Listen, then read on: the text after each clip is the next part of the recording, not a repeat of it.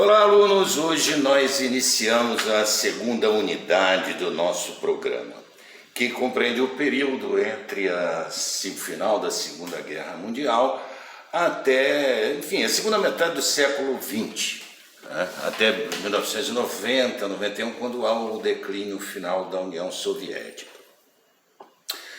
Ora, esse período é descrito nos livros de história por um termo cunhado por um empresário americano, não me lembro o nome dele, em um discurso nos Estados Unidos, em que ele referiu-se à conjuntura que estavam vivendo depois da Guerra Mundial como um período de Guerra Fria.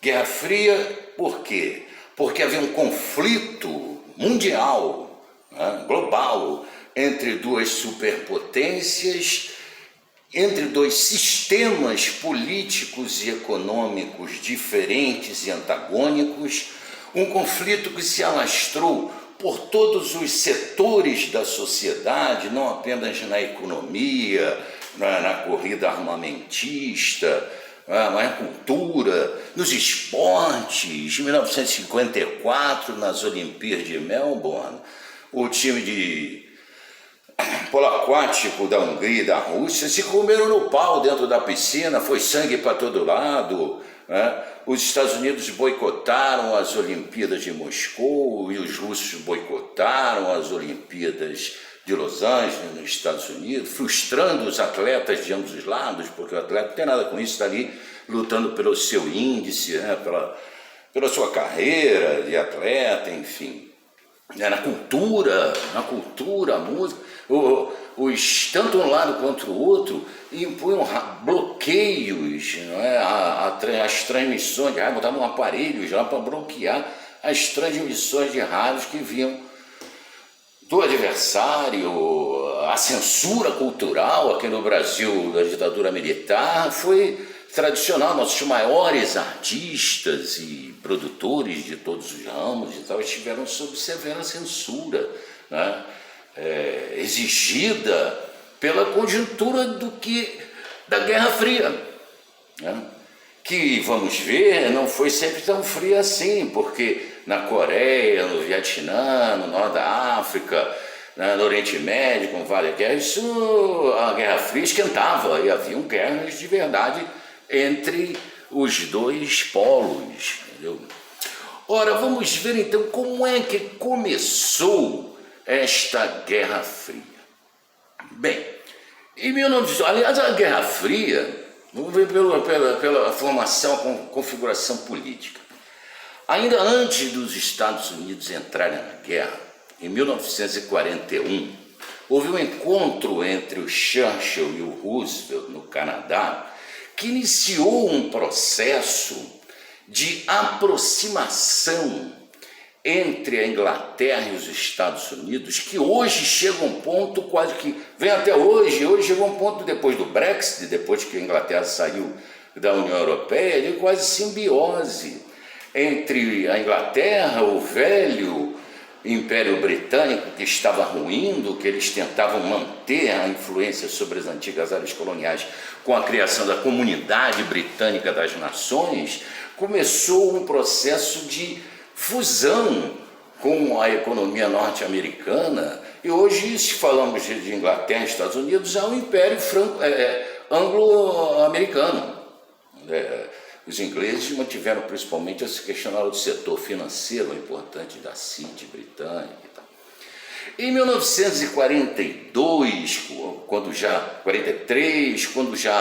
a guerra já tinha assumido outras proporções com a entrada dos Estados Unidos e da União Soviética, o encontro em alta entre Stalin, Churchill e Roosevelt lançou a ideia, lançou as bases do surgimento de uma organização internacional, a ONU, que viria a ser fundada em 1945 na Conferência de São Francisco, que seria uma organização internacional destinada a dirimir conflitos que eles próprios ali já percebiam que iriam travar no futuro, né, para uma área de negociação e que houvesse mecanismos de multilaterais, de desenvolvimento de políticas a nível planetário e que sepultasse o nazismo.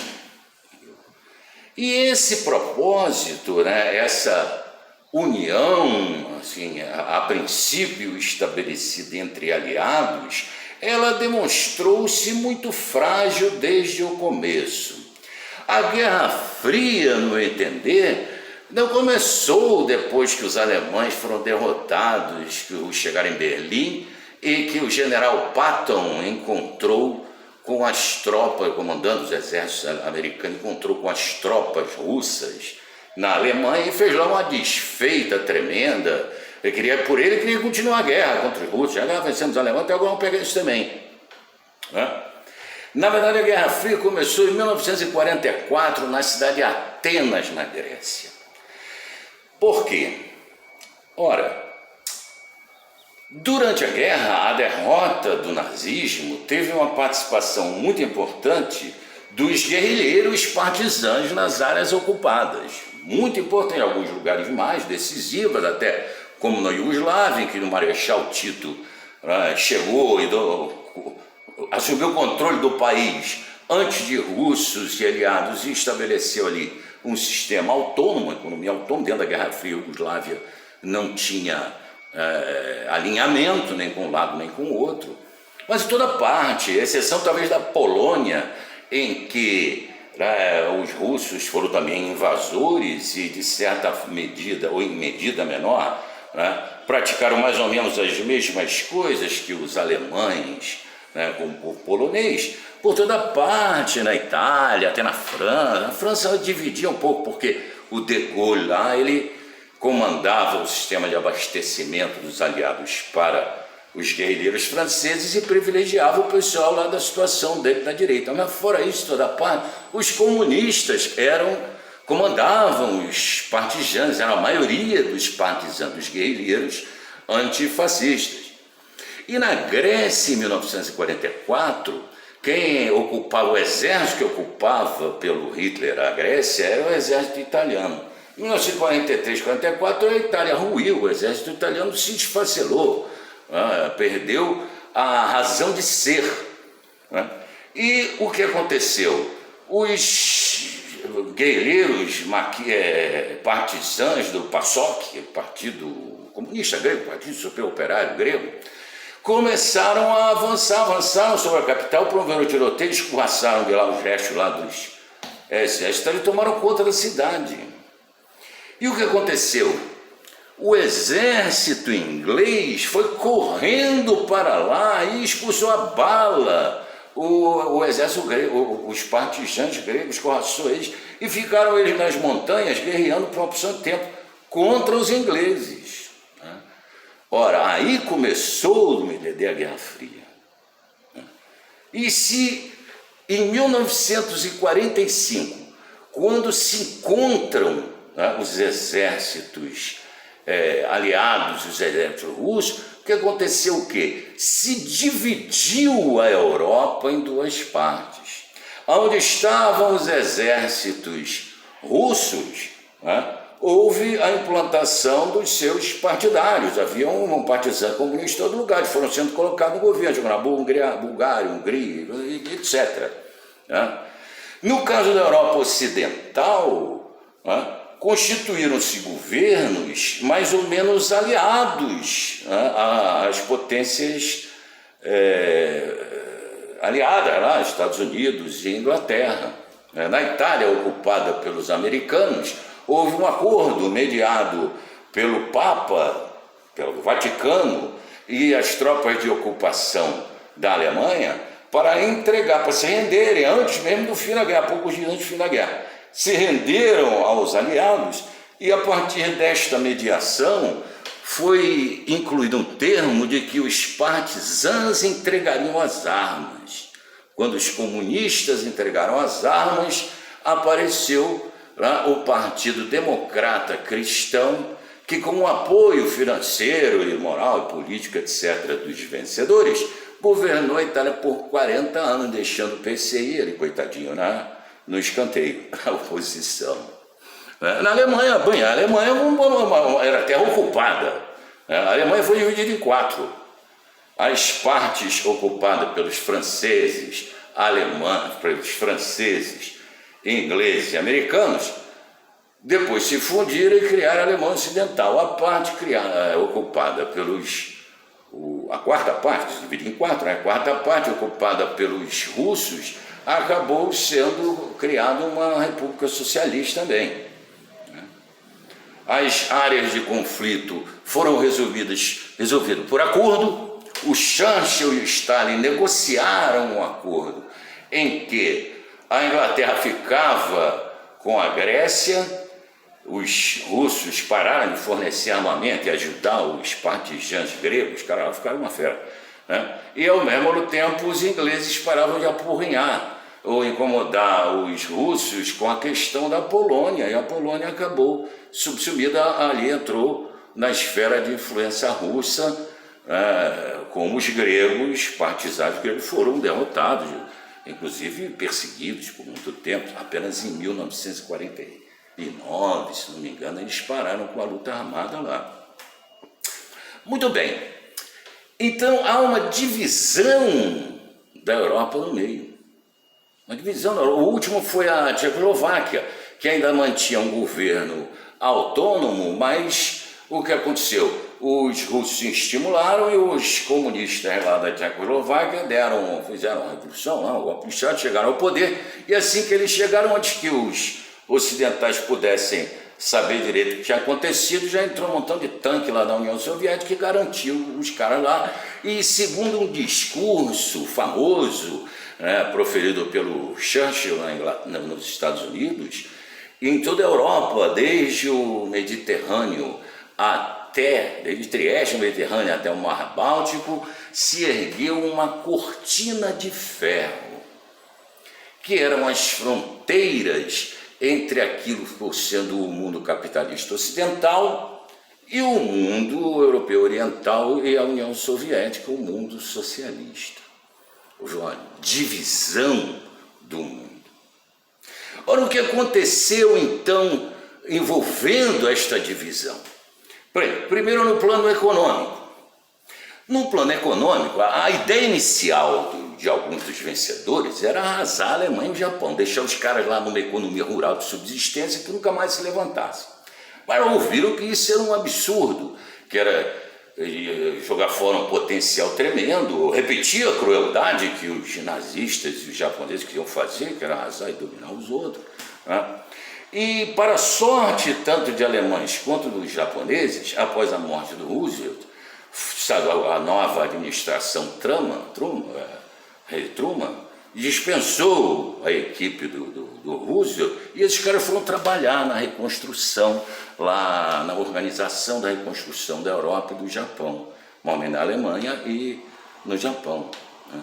O que permitiu a implantação do sistema muito inspirado lá no do Roosevelt, um sistema social, um sistema de participação social nos lucros, de welfare state, bem-estar social para a população. No resto da Europa, o Churchill, ele criou o termo da cortina de ferro já sem ser mais primeiro-ministro, porque a guerra acabou em abril, maio, na Europa, com a derrota do Hitler, e pouco tempo depois houve eleição na Inglaterra e perdeu para o Partido Trabalhista, era o Partido Conservador, porque o povo inglês estava cansado de guerra, de austeridade, queria também um sistema de bem-estar social, e foi implantado. A Inglaterra até hoje tem um sistema de saúde público de excelência, dos melhores, implantado pelos trabalhistas, que os liberais, depois da Thatcher, quando vieram, não conseguiram destruir, porque a ideia também era essa. Ora, na França, houve uma situação um pouco diversa, porque enquanto a Alemanha, a própria Itália, estavam sob ocupação norte-americana e o desenvolvimento, a retomada das suas economias na Alemanha Ocidental, por Konrad Adenauer, a sua reindustrialização, que levou a Europa em 1951 já a voltar ao nível de produção industrial de antes da guerra, né, a França teve uma posição tão diferente. Enquanto a Alemanha não tinha jeito, a Itália também, ficaram totalmente alinhadas aos Estados Unidos, a aliança anglo-americana, a França, com Charles de Gaulle, adotou uma política extremamente nacionalista, tentando manter a glória colonial, o seu poder colonial. Entendeu? De Gaulle herdou o aparelho da polícia política do Pétain, que era a Gestapo lá da França, que aprenderam as técnicas de tortura, perseguição, com a Gestapo. Ele herdou essa turma, assimilou em sua estrutura e usou largamente essa gente na guerra da Argélia para tentar manter a submissão do povo argelino, na guerra do Vietnã também. E não tem jeito, tomou um pau danado no Vietnã. A legião estrangeira foi fragorosamente derrotada, uma derrota humilhante em Dien Bien Phu, na década de 50, que os franceses foram obrigados a sair de lá com o rabinho entre as pernas e correndo. Né? E na guerra da Argélia também, apesar de ser uma guerra caracterizada por, vamos ver ainda, quando vemos aqui a descolonização, uma guerra caracterizada por massacres e uma violência inaudita, e que transbordou para dentro do território da França, porque tem muito argelino na França até hoje, né? Os franceses perderam a Argélia e foram banidos como potência colonial de toda parte, mas tiveram possessões assim de medíocre, importante, como a Guiana francesa aqui, coisa que não tem a menor relevância, o atol de Biquíni, o Tahiti, coisa que não tem nenhuma relevância para a economia mundial. Né? A Europa conseguiu essa reconstrução econômica como? Com pesado investimento dos Estados Unidos. Foi criado o chamado Plano Marshall, em que a economia americana, que era pujante, se desenvolvendo em grande crescimento, passou a transferir, a emprestar e investir grandes somas para os países da Europa Ocidental, no Plano Marshall, para sua recuperação econômica. O discurso vamos recuperar a capacidade de compra de nossos principais consumidores. Deu mais ou menos, não deu muito certo, porque em breve aqueles consumidores da Europa, como do Japão, deixaram de ser consumidores da produção industrial e passaram a ser competidores, fortes competidores, como no caso do Japão, a gente vai ver aqui. Inclusive, essas economias foram beneficiadas porque, enquanto os Estados Unidos e a própria União Soviética tinham que gastar bilhões e bilhões na corrida armamentista, eles ficavam mais ou menos que na moita, não é? Não precisaram investir em exércitos e coisas assim, que é um troço caro, e puderam aprimorar a sua economia. Né? A Europa tem grande sucesso e logo começam a surgir iniciativas de união econômica entre os países europeus. Bélgica, Holanda e Luxemburgo formaram a Benelux, né? Começaram a partir da cooperação entre a produção e a União Europeia para a produção de carvão e aço, a unidade econômica da Europa foi aumentando até o surgimento do mercado comum europeu, que tinha como único espinho, na verdade, no pé a Inglaterra, cujo ingresso era dificultado não só por alguns países europeus, notadamente a França, como havia rejeição lá na Inglaterra, acabou acontecendo, né? E a Inglaterra, vejam agora, saiu da União Europeia. Isso aí é muito significativo, a gente vai ver depois quando estudarmos isso no futuro. E a economia europeia, ela vai ter um rápido crescimento. O investimento americano imenso não só alimenta a economia europeia, como a própria economia americana. Os caras se especializaram em fazer isso. Primeiro a gente faz uma guerra, ela quebra tudo. Depois que estiver quebrado, a gente faz o quê? A gente empresta dinheiro para os caras consertarem, né, dos nossos bancos, e eles compram as coisas, que contratam as nossas empresas empreiteiras para consertar lá as coisas. Fizeram isso no Iraque, né? Isso virou uma forma enorme de transferência de recursos para o país vencedor da guerra, no caso lá os Estados Unidos. Né? E ao mesmo tempo que no plano econômico há uma recuperação na Europa Ocidental, o mundo socialista surge como uma expansão de suas capacidades econômicas imensas. A União Soviética vai se transformar para uma produtora de aço, depois uma produtora de petróleo, depois um avanço tecnológico tremendo, quando eles mandam o primeiro satélite para o espaço, demonstrando uma capacidade tecnológica que assombrou lá os ocidentais, e mandam depois o primeiro homem ao espaço, o Yuri Gagarin, que iniciou uma corrida espacial entre os dois polos, né? Essa expansão econômica também grande potencial. Quando em 1949 a China entrou no bloco socialista, 1 bilhão de pessoas, a gente vai ver, tornou o quê? Tornou a tensão cada vez mais acirrada.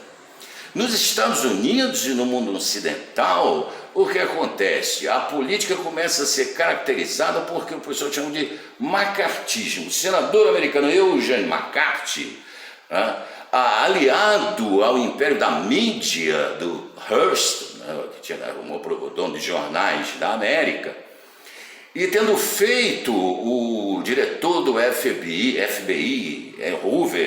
Edgar Hoover, que ficou lá um tempão como diretor do FBI, né, montou um sistema utilizando a mídia, o sistema policial, mas eu usando lava-jato aqui, né, e criou um sistema de terrível perseguição política contra opositores ou pessoas que eram consideradas, eram comunistas.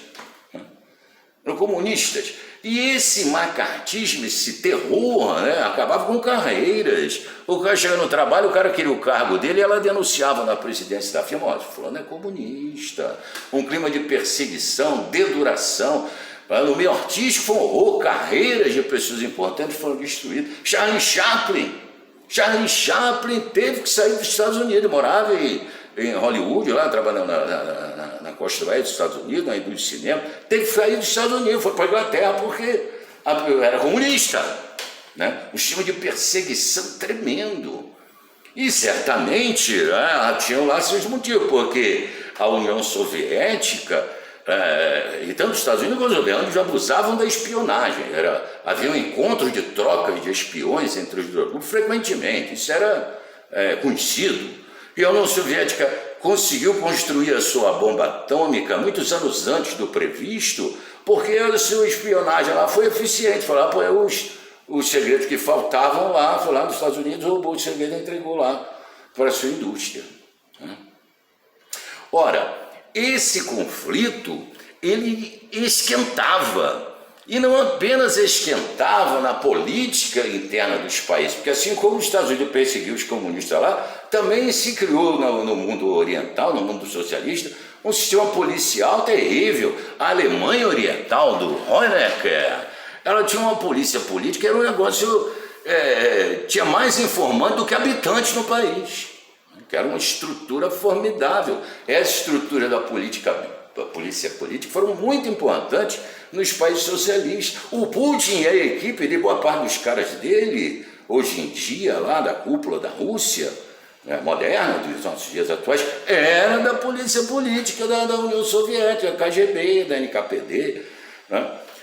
Ora, esse sistema de conflito, ele esquenta. A Guerra Fria esquenta. Em 1950, uma guerra na Coreia de grandes proporções, em que houve o ingresso da China, inclusive, que já tinha se tornado um país socialista, e que quase chegou a proporções incontroláveis. O comandante americano lá, o Douglas MacArthur, teve que ser removido às pressas pelo comando, porque ele queria invadir a China, queria jogar uma bomba atômica lá e começar a nova guerra mundial. Uma loucura. Pessoas da minha idade viveram em sua juventude sob a ameaça de uma destruição global por uma guerra nuclear. E uma ameaça real e efetiva.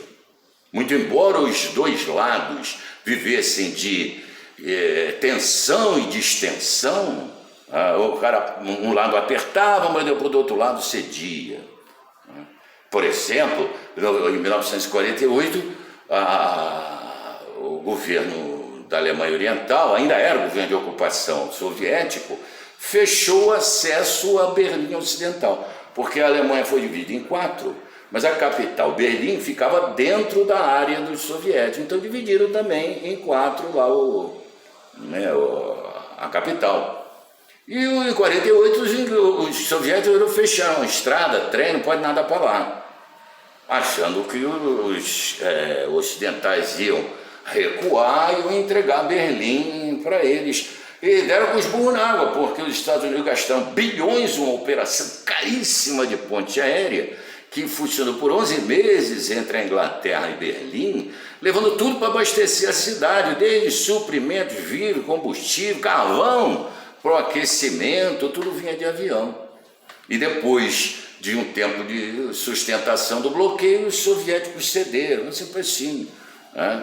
Em 68, a população da Tchecoslováquia se revoltou contra lá o governo socialista e a União Soviética conversou, mandou lá uma porção de tanque lá do Pacto de Varsóvia e ocupou aquilo lá. E os ocidentais não fizeram nada também, recuaram.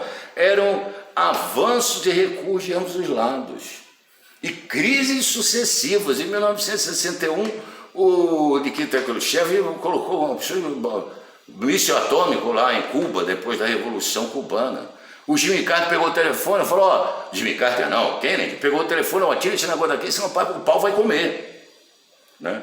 Aliás, o que salvou em muitos momentos de não haver uma Guerra Fria é que os dois lados, eles tinham um comando central cada um e se comunicavam.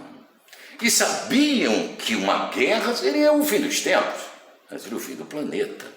Né? Então mantiveram os confrontos entre eles em confrontos regionais localizados. As guerras quentes que permearam esse período da Guerra Fria, que não foram poucas, foram muitas, elas estavam entrelaçadas com o que nós vamos começar a abordar a partir da próxima aula, que é a descolonização da Ásia e África, o fim do desmantelamento dos impérios coloniais europeus, né, e o surgimento das novas nações, notadamente a China, mas importante foi a Revolução Chinesa, né, no final dos anos 40. Até lá então, pessoal.